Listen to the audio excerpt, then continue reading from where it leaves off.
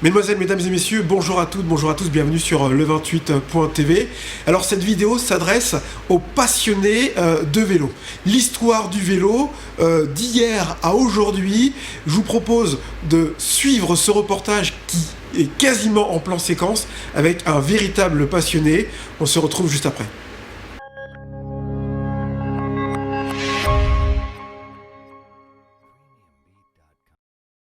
Je suis Dominique Xavier, Xavier étant mon nom, voilà. Et ça fait 25 ans que je collectionne les vélos anciens, par goût, hein, puisque je pratique moi-même le vélo. Voilà. En tant que collectionneur, voilà, j'avais envie de présenter au public l'histoire de la vélocipédie, et c'est au travers de cette exposition ce qu'on a essayé de faire, grâce notamment au musée du Peigne à Issy-sur-Eure. Voilà. Le début de la vélocipédie, c'est la Draisienne, c'est l'engin que vous avez devant vous, ici. Donc c'est 1817. Après, nous allons attendre pratiquement 50 ans pour voir l'innovation qui va complètement propulser la vélocipédie au stade que l'on connaît aujourd'hui, c'est-à-dire, je parle de l'invention de la pédale. Et là, à ce moment-là, il faut regarder le vélo qui est là-bas, qui s'appelle un Michaud. Voilà. Voilà. C'est ce vélo-là. C'est l'invention de la pédale, c'est primordial. Nous sommes avec un engin qui fait 25-30 kg. En 1870, au-delà de 1870, on va commencer à travailler et on va arriver à ces engins qu'on appelle les grands bis. Et on va passer de 25 à 30 kg à des engins qui font 12-13 kg. Et c'est également le début des compétitions vélocipédiques. Mais on s'aperçoit que cet engin est réservé à une élite sportive. Donc pour permettre à tout le monde de pratiquer le vélocipède, on va passer au tricycle, beaucoup plus stable. Et ce qui va également tout changer, c'est l'invention, la transmission par chaîne. Puisque à partir de ce moment-là, on va pouvoir réduire le diamètre des roues et obtenir des vitesses différentes grâce à des pignons différents. Donc c'est le vélo moderne que l'on voit ici. Le premier vélo au sens moderne du terme, c'est-à-dire l'égalisation des roues et la transmission par chaîne. À partir de ce moment-là, l'histoire va avancer très rapidement.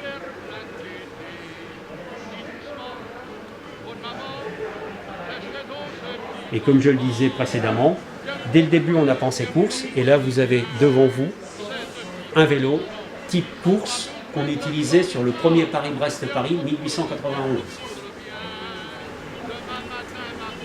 Il faut savoir aussi qu'au début de la vélocipédie, les femmes n'avaient pas le droit de faire de vélo. Interdiction de faire du vélo, interdiction de porter le pantalon. Mais des femmes se sont battues et on peut dire que la bicyclette a été vraiment un des objets qui a participé à l'émancipation de la femme.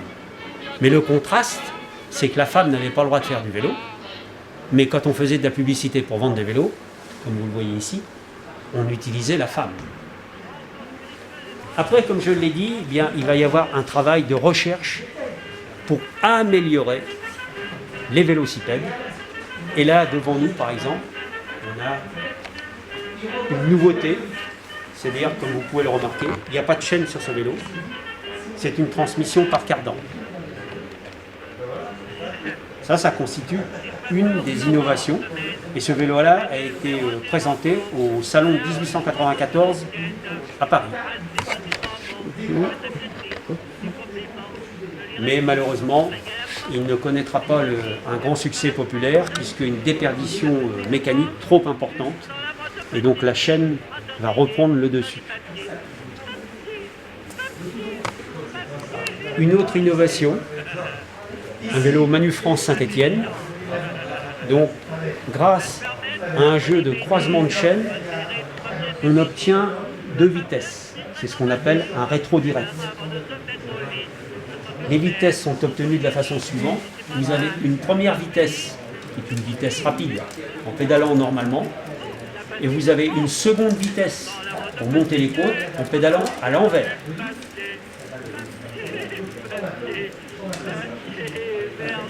Autre innovation, un vélo de marque Clément, qu'on appelle la berceuse. Suspension intégrale, suspension arrière, suspension avant, avec tendeur de chaîne pour éviter les sauts de chaîne à cause de la suspension. Vélo, celui-ci un vélo allemand de marque Adler. La particularité, c'est 3 vitesses, boîte de vitesse, un boîtier de pédalier ici, voilà, ici, et changement de vitesse.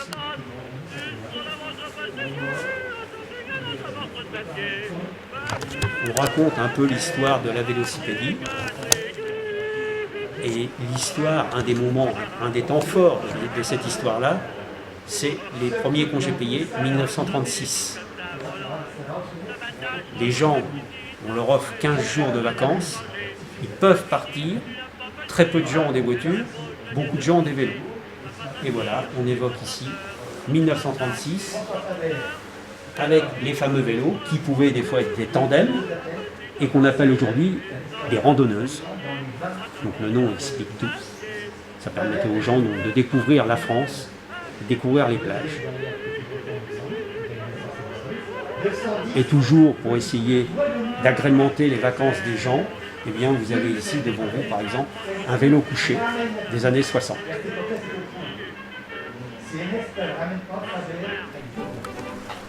Autre clin d'œil, les États-Unis, qui eux aussi ont pratiqué le vélo. Et donc vous avez ces vélos américains qui sont tous des vélos anciens. Donc le premier, un Schwinn 1947, 1947 et 1950. Donc des vélos où on ne recherchait pas du tout la performance sportive, mais plutôt un sens de l'esthétique. Ce qui explique, ça vous rappelle aussi un peu quand on regarde ces vélos, les Harley Davidson, et puis le gigantisme des États-Unis, puisqu'on sait qu'à l'époque, dans ces années 50-60, les voitures étaient énormes. Bien évidemment, quand on parle vélo, bicyclette, on ne peut pas oublier les enfants, on est tous passés par là. On a tous connu ces joies où papa et maman nous lâchent l'épaule et qu'on peut aller tout seul. On était les rois du monde à ce moment-là.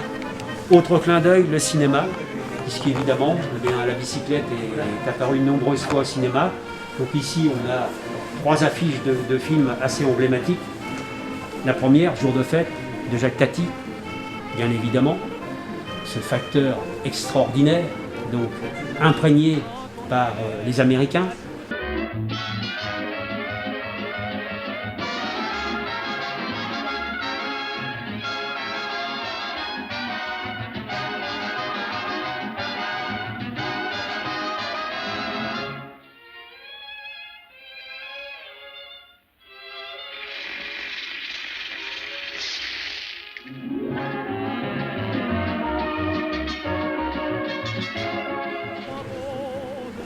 L'autre film, Les Cracks, avec Bourvil, et vous avez devant vous le vélo numéro 2 des Cracks, c'est-à-dire le vélo qu'utilisait Bourvil, voilà pour ce film. Et enfin, le vélo de Ghislain Lambert, avec Poulvord, qui est le plus récent, et peut-être le plus connu pour l'instant. Et là maintenant, nous allons aborder véritablement la compétition au travers donc, des flashs sur certains grands champions français, au travers d'une discipline qui s'appelle la piste. Donc on va commencer par la piste. Donc là, vous avez des vélos classiques de piste qui se caractérisent notamment par le pignon fixe, c'est-à-dire vous n'avez pas de roue libre. Tout ça, c'est pour une question de sécurité sur la piste, puisque donc les pistes sont fortement inclinées et qu'à un moment, quand il faisait notamment à une époque où il faisait beaucoup de surplace avant de se disputer le sprint final, il fallait absolument avoir le pignon fixe pour pouvoir tenir le vélo en équilibre, sans avancer. Ici, une deuxième partie qui concerne toujours la piste, les vélos de demi-fond. Donc ces vélos-là étaient destinés à rouler derrière moto. comme on le voit très bien sur la gravure ici, ou comme on peut le voir également sur ces photos, ces cartes postales. Donc ça, ce sont des vélos de demi-feu. Compte tenu des vitesses qu'ils atteignaient, comme je vous l'ai dit, 80 à 100 km/h, il fallait nécessairement les renforcer. Les renforcer au niveau de la potence, les renforcer au niveau de la selle, les renforcer au niveau du cadre, pour leur permettre de coller au maximum à la moto. On a modifié le diamètre de la roue avant, qui n'est pas le même que celui de la roue arrière, donc, et on a même inversé les fourches pour encore se rapprocher davantage de la moto. Et vous remarquerez également de très très grands plateaux, puisque pour emmener un vélo à 100 km/h derrière une moto, il faut avoir un développement très très important. Donc ça, ce sont les années 50. Là, vous êtes plutôt au début du XXe siècle. La piste, c'est également de la poursuite derrière tandem, triplette, quadruplette, quintuplette. Là, c'est un tandem. Et vous avez ici, voilà, une quadruplette. Ici, on va commencer par Jacques Anquetil et Poulidor. Je pense que tout le monde les connaît.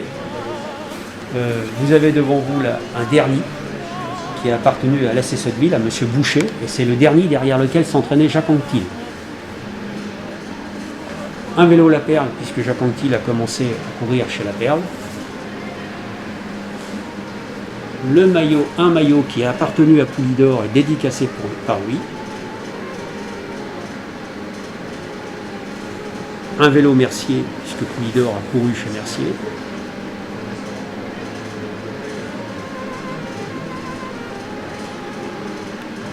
Et puis évidemment, ce qui a partagé la France en deux à cette époque-là, j'ai imagé le duel Poulidor-Jacques Anquetil, donc Dick contre Mercier, puisque effectivement, dans les années 60, la France était véritablement coupée en deux.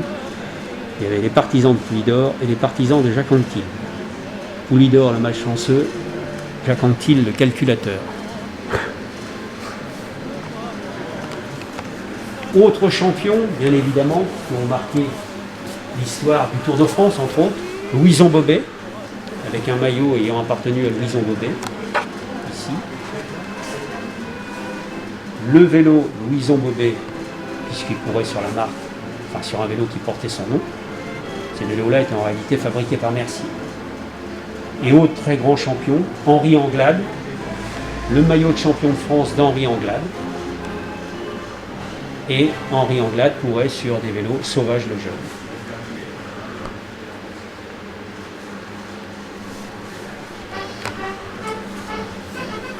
Une autre thématique, puisque donc la vélocipédie c'est assez large, eh bien les militaires, puisque évidemment, comme la vélocipédie a connu un essor très important au début du XXe siècle, les militaires s'y sont intéressés en pensant pouvoir remplacer le cheval par le vélo, mais effectivement, pour pratiquer le tout-terrain avec un vélo, c'était difficile. Donc, ils ont cherché, travaillé, notamment le capitaine Gérard, et ils ont inventé tous ces vélos que vous avez devant vous, qui sont des vélos pliants. Ils sont tous pliants. Vous avez ici des bagues qui coulissent, et ça vous permet de plier le vélo, et il faut, et vous avez une gravure ici qui le prouve, il faut 35 secondes pour plier le vélo et le mettre sur le dos du soldat.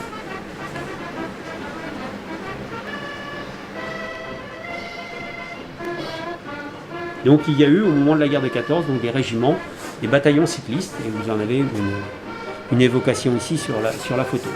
Et pour faciliter son transport, donc justement on l'a rendu pliant, et vous avez ici le système. Donc, comme je vais vous faire voir, voilà, ça coulisse. Donc là, en temps normal, quand vous roulez dessus, vous avez une bague comme ça. Et quand vous voulez plier le vélo, vous faites ça. Vous faites la même chose en bas et vous pliez le vélo en deux. Ce qui facilite le transport sur les camions notamment. Donc ça, c'est la guerre de 14-18. La guerre de 39-45 n'est pas en reste, puisque au débarquement en Normandie, les parachutistes ont sauté avec le fameux vélo pliant BSA que vous avez devant vous là, à l'état plié, avec des pédales rétractiles pour ne pas blesser le dos du soldat. Également transporté dans les barges de débarquement. Mais voilà ce qui marque véritablement la différence entre le vélo civil et le vélo militaire, c'est que le vélo militaire, il est pliant.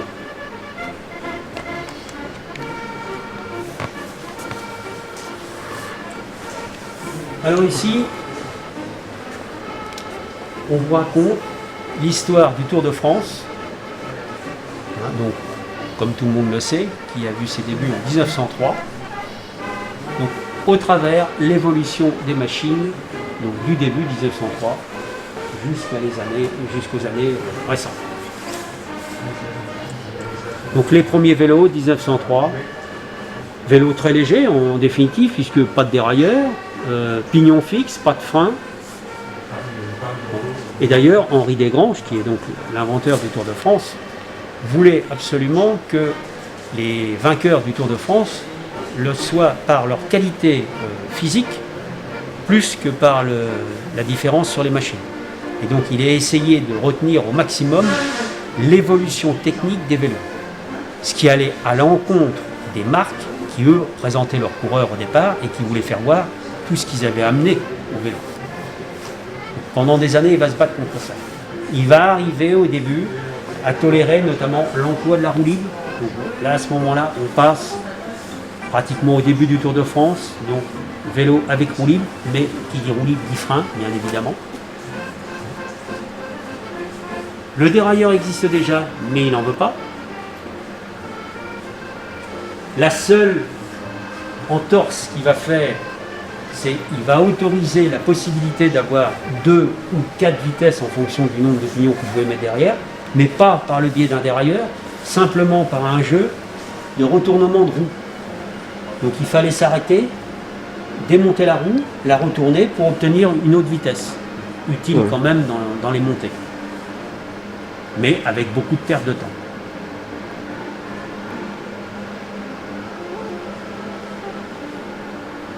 Alors ça, nous sommes dans les années 1915, 1920.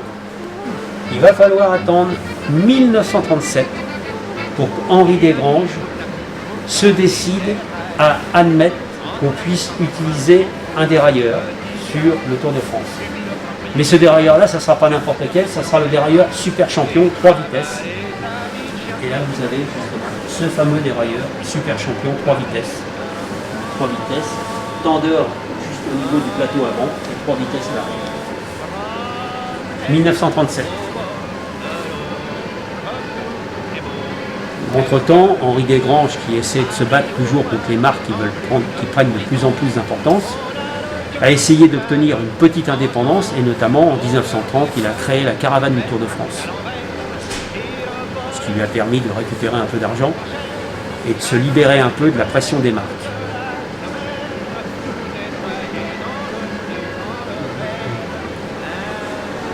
Un petit clin d'œil tout à fait spécifique, puisque là c'est quelque chose d'assez exceptionnel. Donc c'est François Faber. Alors déjà François Faber est né à Aulnay-sur-Iton dans l'Eure. Il a gagné le Tour de France 1909. Et vous avez ici, donc authentifié par l'armée, puisque François Faber a été tué à la guerre en 1915, vous avez ici le pantalon Garance qui appartenait à François Faber et qui faisait partie de son pactage.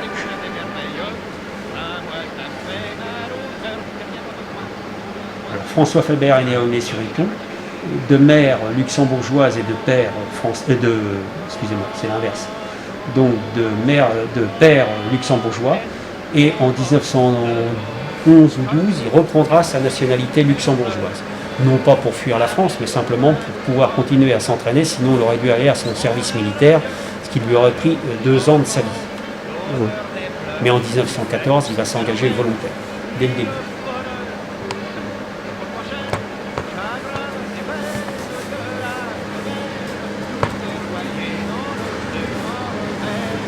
Donc ici, dans l'évolution du vélo, bien, vous avez un vélo tout à fait particulier, puisqu'il a un dérailleur Compagnolo, dit dérailleur à baguette.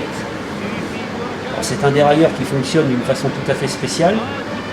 Vous continuez à avancer sur le vélo, vous avez une baguette qui vous sert à desserrer la roue, vous avez un système à crémaillère, vous sélectionnez votre vitesse avec la seconde baguette, donc la roue étant libre, puisque desserrer la chaîne en fonction de la vitesse va soit se réduire, soit s'allonger, et la roue va bouger, et va bouger sur la crémaillère, et après, vous rebloquez la roue. Voilà. Alors vous allez me dire comment ça marche, enfin tout le monde, ça devait être difficile à faire fonctionner. Et écoutez, la preuve la plus évidente, c'est Bartali, qui gagne le Tour de France 1948 avec un vélo équipé du dérailleur à baguette. Donc, ça devait quand même être possible.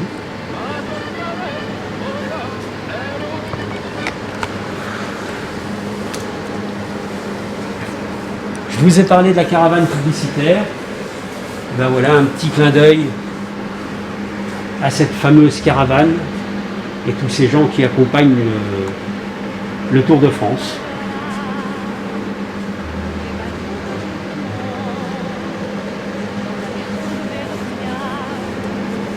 Au niveau des vélos, à partir des années 40, il y a quelque chose qui va arriver, c'est on va avoir une vitesse supplémentaire à l'avant, ce qu'on appelle le double plateau, avec un changement en bas, contrairement à aujourd'hui.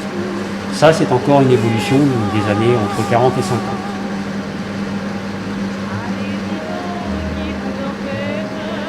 On raconte aussi l'histoire du vélo au travers les maillots de laine qui étaient portés à l'époque.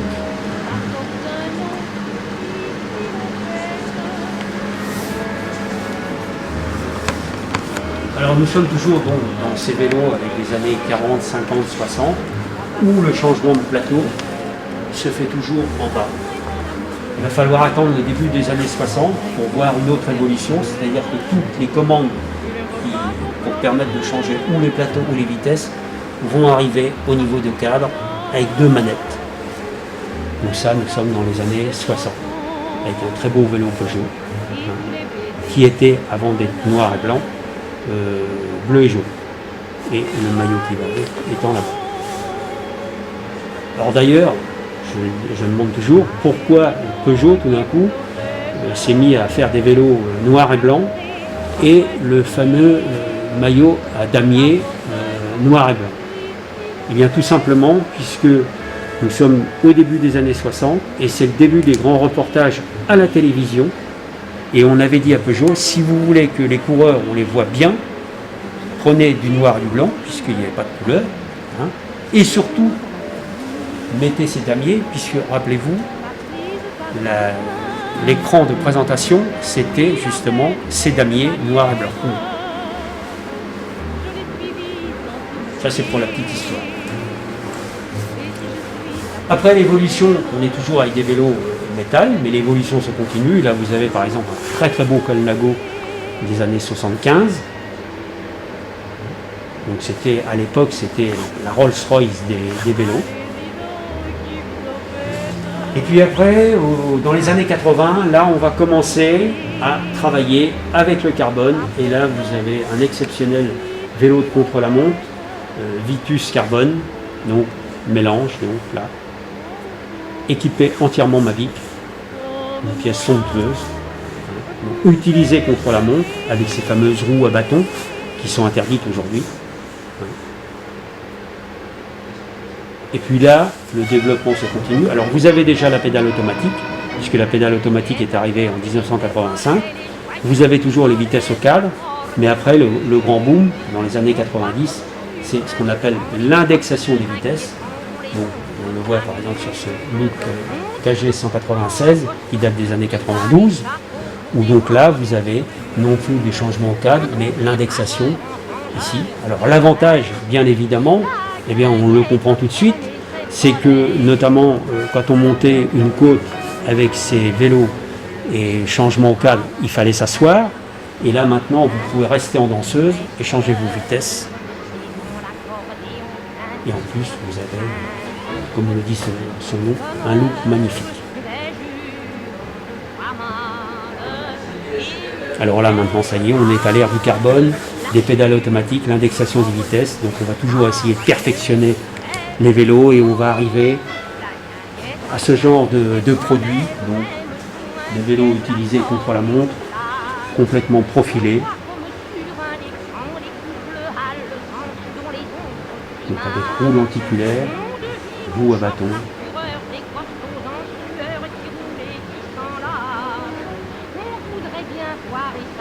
Voilà en quelques mots donc l'évolution et l'histoire de la vélocipédie.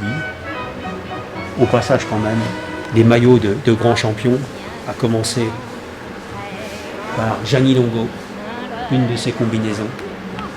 Ça c'est quand même exceptionnel, parce qu'elle a marqué véritablement le cyclisme. Aujourd'hui d'ailleurs c'est la cycliste la plus titrée au monde.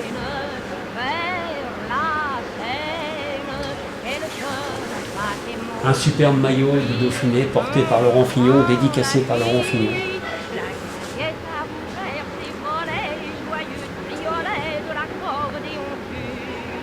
Et puis après d'autres maillots de grands champions, notamment le maillot jaune de Vauclair, maillot blanc de Pierre Roland. Ici. Alors vous pouvez vous poser la question comment on peut avoir ces maillots. Alors, pas dans tous les cas, mais souvent c'est parce que ces champions proposent à la vente pour des œuvres caritatives leur maillot de champion. Et on peut avoir à ce moment-là l'opportunité d'acheter un de ces maillots.